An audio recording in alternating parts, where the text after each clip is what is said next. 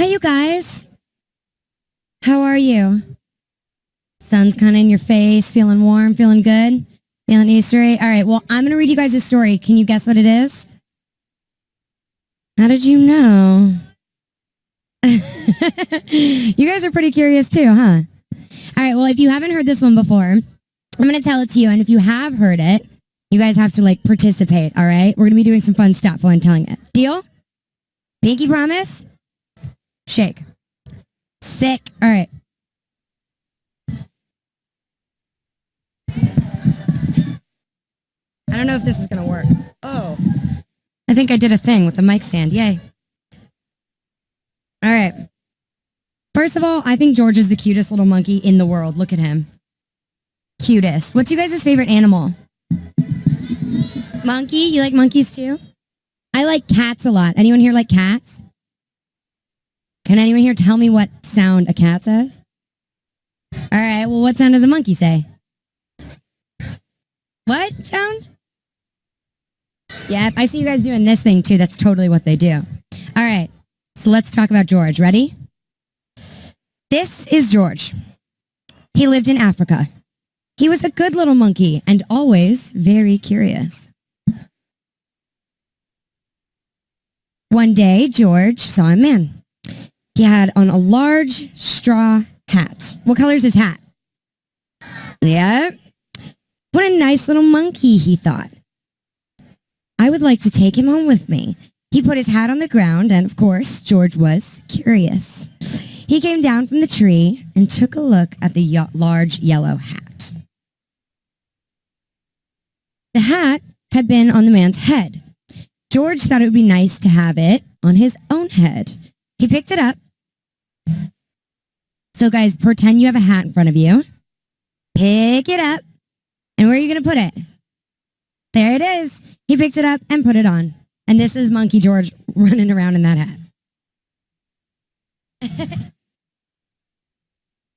The hat covered George's head. He couldn't see. Close your eyes like you can't see. Oh no. The man picked him up quickly and popped him into a bag. George was caught. The man with the big yellow hat put George into a little boat, and the sailor rowed them back across the water to the big ship. Show me like you guys are rowing. Rowing him all the way back. Switch sides. Other side. Monkey sounds. Ooh, ah, ah, ah. So George was sad, but he was still a little curious. On the big ship, things began to happen. The man took off the bag. George sat on a little stool, just like you guys are sitting right now. And the man said, George, I'm going to take you to a big zoo in a big city. You'll like it there. Now, run along and play, but don't get into trouble. George promised to be good, but it is easy for little monkeys to forget. On the deck, he found some seagulls. He wondered how they could fly. He was very curious. Finally, he had to try. That's him seeing the seagulls. And there's George wanting to fly. It looked easy, but do you guys know what happens next? Oh, what happened? First, this. And then this. He's in the water and he's splashing around. Have you guys ever swam before? You know how when you move your arms really fast, it starts to splash around? Exactly. Where is George? The sailors looked and looked. You're welcome.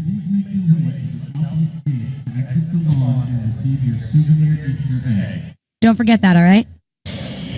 So at last, the sailors saw him struggling in the water, almost all tired out. Man overboard, the sailors cried as they threw him a lifebelt. George caught it and held on. At least he was safe on board. After that, George was more careful to be a good little monkey, at least until the long trip was over. George said goodbye to the kind sailors, and he and the man with the yellow hat walked off the ship to the shore and in the city to the man's house. After a good meal and a good pipe, George felt very tired. He crawled into bed and fell asleep at once. So you guys show me what it looks like when you're sleeping? I hear some snoring noises too. Do you snore? I don't know if I snore, but I definitely make snoring noises when I pretend to be asleep. The next morning, the man telephoned the zoo. George watched him. He was fascinated. And then the man went away. George was curious. He wanted to telephone too. 1, 2, 3, 4, 5, 6, 7. What fun! Ding-a-ling-a-ling! George had telephoned the fire station. The firemen rushed to the telephone. Hello, hello, they said, but there was no answer. Then they looked for the signal on the big map that showed where the telephone call had come from. They didn't know it was George. They thought it was a real fire. So what do you guys think happened after that? They went, but there was no fire, right?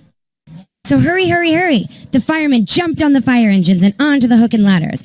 Ding dong, everyone out of the way. Hurry, hurry, hurry. The firemen rushed into the house. They opened the door. No fire. Only a naughty little monkey. Oh, catch him, they cried. George tried to run away. He almost did, but he got caught in the telephone wire. And a thin fireman caught one arm, and a fat fireman caught the other. You fooled the fire department, they said. We will have to shut you up where you can't do any more harm. They took him away and shut him in a prison. George wanted to get out. He climbed up to the window to try the bars. Just then, the watchman came in. He got on the wooden bed to catch George, but he was too big and heavy. The bed tipped over, the watchman fell over, and quick as lightning, George ran out through the open door. So he's not only a curious little monkey, he's a fast little monkey, huh? Yeah, he totally escaped. Well, after that, he hurried through the building and out onto the roof. And then he was lucky to be a monkey because out he walked onto the telephone wires, quickly and quietly over the guard's head. George walked away. He was free. This is him on the telephone wires. Just tiptoeing away. Nobody even sees him because they don't even think to look above them. Down in the street, outside the prison wall, stood a balloon man. A little girl bought a balloon for her brother. George watched. He was curious again.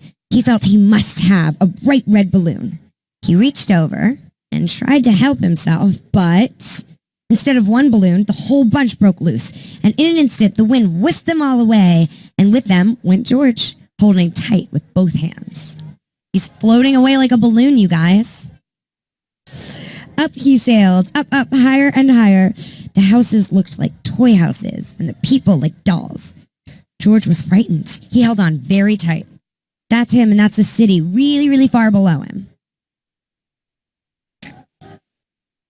At first, the wind blew in great gusts, then it quieted. Finally, it stopped blowing altogether. George was very tired. Down he went, up on top of a traffic light. Everyone was surprised. The traffic got all mixed up. George didn't know what to do, and then he heard someone call, George! He looked down and he saw his friend, the man with the big... There it is, the man with the big yellow hat. George was very happy, and the man was happy too. George slid down the post, and the man with the big yellow hat put him under his arm. Then he paid the balloon man for all the balloons, and then George and the man climbed into the car. At last, away they went, to the zoo. What a nice place for George to live. And there he is at the zoo, with all of his balloons and all of his friends. That is the story of Curious George. Yay! I like adventures.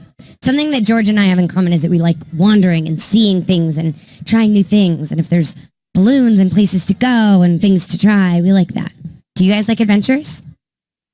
Yeah? Do you guys like trying new sports or building forts or pretending you're cops and robbers and pirates and things like that?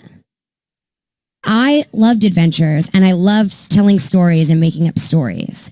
And I told myself when I grew up, I was going to tell stories for a living. So not only am I sitting here reading to you guys right now, but I also get to do a TV show called Jessie, and I tell stories on Jessie every day. So you could say that I'm a professional storyteller. Do you watch that show? Thank you guys. See, because you guys watch the show, that means I get to tell stories for a living. Isn't that cool? You watched it before you came here? Sick. High five.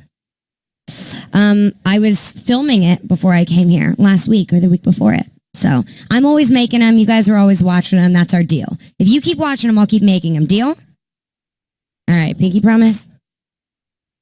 Perfect. Thank you guys so much for letting me read to you today. Did you have a question? What's your question?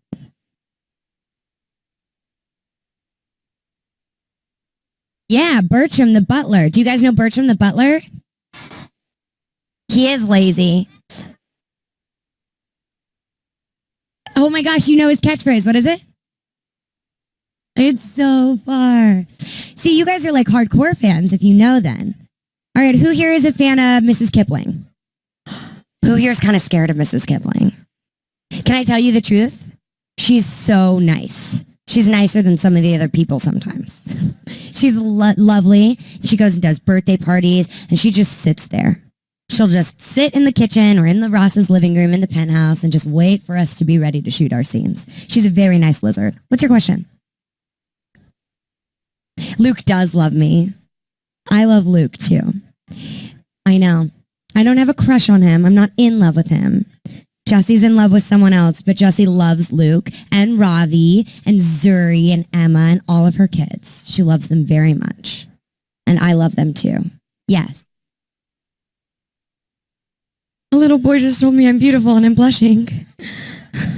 Thank you. Thank you very much. That's nice of you. I think you're handsome. And if you were just a little bit older, I'd let you take me on a date. Yeah, you in the bow tie.